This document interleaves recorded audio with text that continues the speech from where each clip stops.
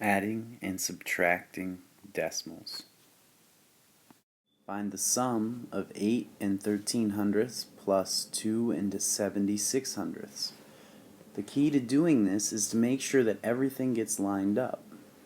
So write 8 and 1/10, 3/100ths. Okay, 8 and 13/100ths. And I want to add 2 whole and 76/100ths. Notice that my ones place of both numbers are lined up, my decimal places are lined up, my tenths places are lined up, and my hundredths places are also lined up. Now we just add like normal. 3 plus 6 is 9, 1 plus 7 is 8, decimal comes straight down, 8 and 2 is 10.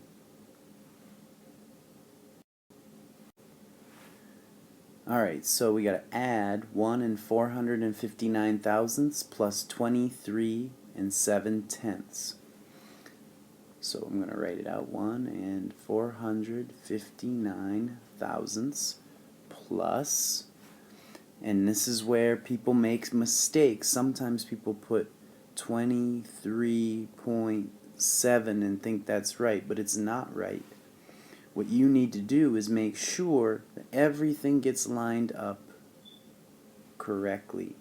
So we got to go 23 and 7/10ths, because the tens place needs to be lined up, even though there isn't any number right there.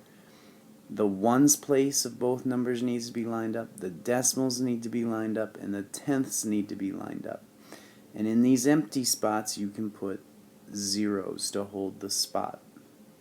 Now we want to go ahead and add. 9 plus 0 is 9, 5 plus 0 is 5, 4 and 7 is 11, carry the 1, decimal comes straight down, 1 plus 1 plus 3 is 5, and 2. So 25 and 159/1000ths is the sum.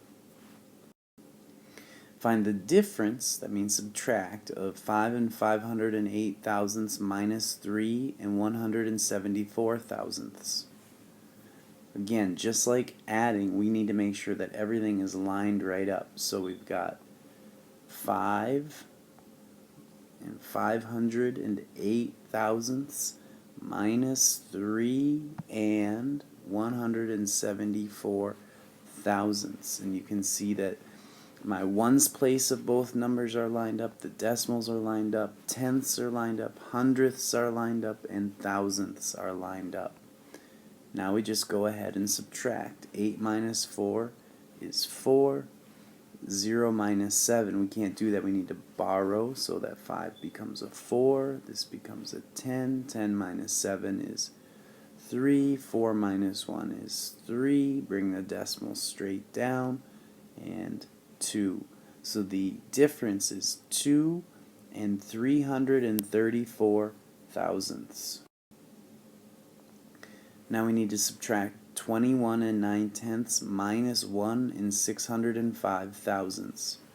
So I'm going to go ahead and write the first number, 21.9, or 21 and 9/10ths, minus 1 whole and 605/1000ths. Now, one thing that people make a big mistake is that they look at these empty spots and they just leave them. Even though they know there's nothing there, you have to put a 0. So, can you take 5 from 0? No, you need to borrow. We can't borrow from that next 0 right here, so we got to borrow from the 9. This becomes an 8, this becomes a 10. We cross it off, becomes a 9, this one becomes a 10, and this will be 5. And if you don't put those zeros right here, you're going to forget that you need to borrow. 9 minus 0 is 9, 8 minus 6 is 2, decimal comes straight down, 1 minus 1 is 0, and 2. So the answer is 20 and 295 thousandths. Now, decimals show up a lot when you deal with money. So here's an example where we need to figure out the amount of change. So you and a friend both buy Popsicles for $1.45 each. You pay for both with $10 bill. How much change do you receive? Well, first we need to figure out how much is the total cost. So we got $1.45 plus another one because you bought one for each person. We add, so that's 10, 8, 9, $2.90 is the cost. You paid with a $10 bill, and if you write that out fully, that's going to be 10 and 0 hundredths minus what you want to buy. And now we need to subtract. 0 minus 0 is 0. 0 from 9 from 0, you can't do that, so we borrow. So this one becomes 0, this one becomes 10. 10 becomes a 9, this becomes a 10. 10 minus 9 is 1.